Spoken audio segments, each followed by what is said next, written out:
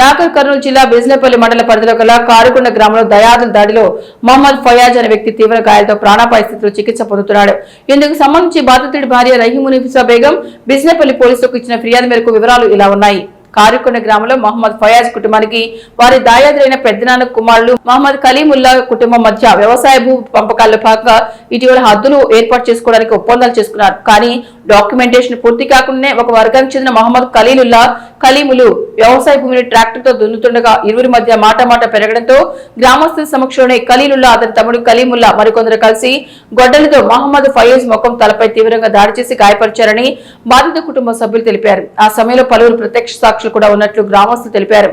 గాయపడిన ఫయాజ్ ను వెంటనే గ్రామస్తుల సహాయంతో నాగర్ కర్నూలు జిల్లా జనరల్ ఆసుపత్రికి తరలించి చికిత్స నిర్వహిస్తుండగా విషయం తెలుసుకున్న మాజీ ఎమ్మెల్యే మరి జనార్దన్ రెడ్డి ఆసుపత్రికి చేరుకుని ఘటన పూర్వ ఫలాలపై అడిగి తెలుసుకున్నారు.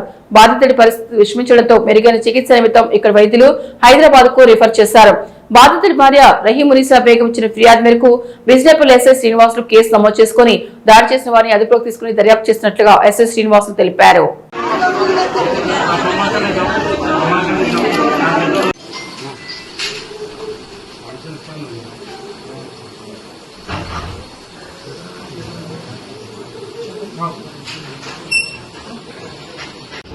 ముందు మాట్లాడి అందరితో సరే మంచి అందరూ పోయి ఒక్కడున్న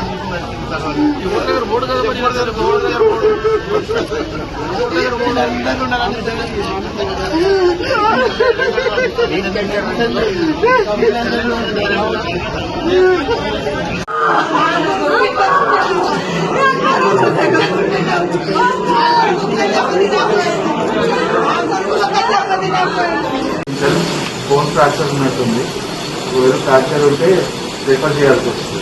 ప్లాస్టిక్ సర్జరీ కండిషన్ అయితే చెప్పలేము. బ్లడ్ లాస్ ఉంటుందో ఎగ్జాక్ట్గా తెలియదు. ఇక్కడైతే ఎక్కువనే పోయింది. బ్లడ్ ట్రాన్స్ఫ్యూజన్ కూడా అవుతుంది.